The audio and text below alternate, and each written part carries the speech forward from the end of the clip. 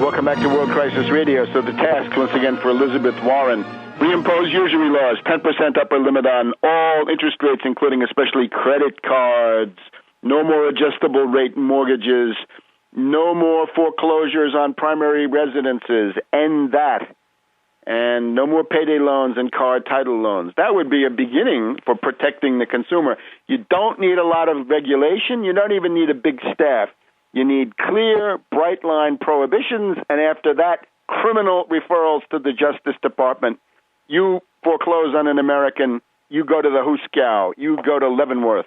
You peddle adjustable rate mortgages, that's like throwing bombs in Times Square. No way, and it's got to end. Now, concerning the replacement for Summers, why? Let's see who. We don't have any particular candidate here, but let it not be a disciple of Robert Rubin. There's this woman from Xerox who is on the list. Unfortunately, she was on the board of Citibank during the Rubin era. She is in odor of Rubinism and therefore must be rejected. Now, we've got the big fight going on concerning the economic program. Now, we've got the program of the Republicans, right, the so-called Pledge to America, which is largely a diversion. This is really not what they're going to do. I would, in particular, call your attention to these questions of taxes and some interesting muckraking journalism that has been done. Now, obviously, in these times, gold is where you find it. So you got to essentially look at information mainly, is it true or not, rather than where it's coming from. And I would say a lot of people who have discredited themselves by swooning for Obama are now in a position to rehabilitate themselves somewhat by attacking evil. And if they can't attack Obama, some of them can do that. But mainly some of them can attack the reactionary Republicans. And that's this demagogy about small business. This is a double demagogy. The first general economic demagogy in the idea that you want to make small business the basis of a large national economy is that is totally obsolete. That's essentially a 19th century concept. Small business will always be around, but the idea that you can build an entire nation on Starbucks and local small businesses, no. You've got to have some big business. You've got to have large-scale, ultra-modern manufacturing of all kinds of things, and that is going to get necessarily large. So the idea that small business is in itself the immediate medicine, the remedy for everything, this is obviously wrong. But then, who qualifies in the Republican demagogy, the cokehead Tea Party demagogy? Who qualifies as a small business? Well, it turns out that a lot of these are not individuals, and they're not even sole proprietorships, but they are S corporations and LLCs. S corporations and LLCs.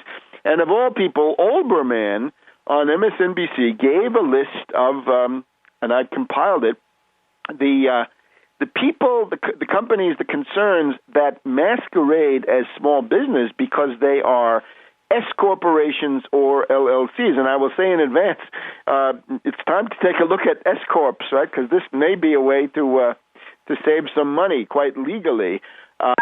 Start with Kohlberg, Kravis, Roberts, right? The greatest leveraged buyout bandits of the age. Worked closely with Michael Milken, but escaped prosecution. That would be Henry Kravis, great friend of Bush, and his father was a great friend of Bush the Elder. Then we have Price Waterhouse, the famous accounting firm. We have the Koch Industries, Koch Industries, the home of the cokeheads, with their 70,000 employees. They're a small business.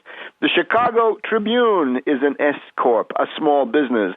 The Hillman Corporation, another S Corp. Venn Strategies, Feral Gas with $2 billion in revenue.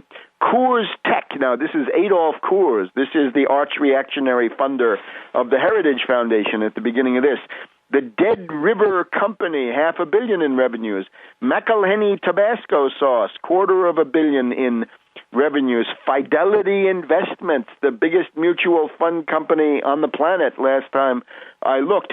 Bechtel Corporation, huge international engineering corporation, 50,000 employees. Carl Lindner, an unsavory type.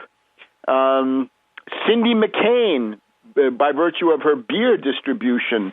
Obama, in his capacity as an author, when they conduited all that money to him under the cover of the advances for Dreams of My Father and all that. Obama's an S Corp. Philip Anschutz, who owns the Weekly Standard in Washington, D.C., also an S Corp, an owner of pieces of 100 different businesses. And let's see, I think you've got that. There are more. Anyway, you get the idea, right? It's a long, long list. This is why when we're told that 3% of the small businesses, so-called, have 50% of the small business income, it's clear that these are small businesses of a very special type. In other words, these are pass-throughs, and this is done for tax advantages. Now, this is an interesting subject to study, but mom-and-pop local stores, right, the dry cleaner, the restaurant, the auto mechanic, they are not. And the idea that these people deserve a tax cut when the rest of the society is going to be looted, this is simply obscene. Only a cokehead could agree with this. In other words, somebody already so thoroughly brainwashed by the Koch or Koch brothers that they will essentially believe anything. So remember, what's going on now is that in the Depression, the initiative within the ruling class passes to more militant reactionary circles. Fascistoids, proto-fascists come into play, and there's a certain friction inside the ruling class as these kinds of power relations that have been around for many decades, of course, these relations are strained and they're overturned, and this explains the fights between Castle and O'Donnell or Murkowski and Miller. These are two factions of the ruling class. Now, when I say ruling class, I notice that Rush Limbaugh is talking more and more about the ruling class. Maybe he's listening to the program. How interesting. When Limbaugh says the ruling class, though, he means the government. He means the leaders of the parties. This is not the ruling class. The Anglo-American system, as we have known it since the 1500s and the 1600s, since the Venetian oligarchical system was imported from Venice into London and Holland, too, and other places, but into London in particular, and then when that was somehow transplanted into the United States during the 19th century with people like Aaron Burr and Peabody and Morgan, the ruling class of the Anglo-American system are financiers, bankers, stock jobbers, speculators. Notice, in this system, it is not a ruling class of politicians or bureaucrats, as in maybe Prussia or China. It is not a feudal aristocracy in the sense of landowners, although they can also make the leap into the modern ruling class. It is not a theocracy or a priesthood. It is not led by generals, generally speaking. The exceptions, of course, generals with real power are the ones that find favor with the financiers, and whatever other variations. It's not any of those. It is the financiers that rule. Now, Limbaugh today said, you have these mid-level officials of the Census Bureau are cavorting around Las Vegas. These are the pleasures of the ruling class. This is baloney. The Koch brothers, people like Rupert Murdoch, George Shultz, James Baker III, that's getting you into the ruling class. Therefore, it's good to know there's a ruling class, but it's not low-level government officials. Back in a minute.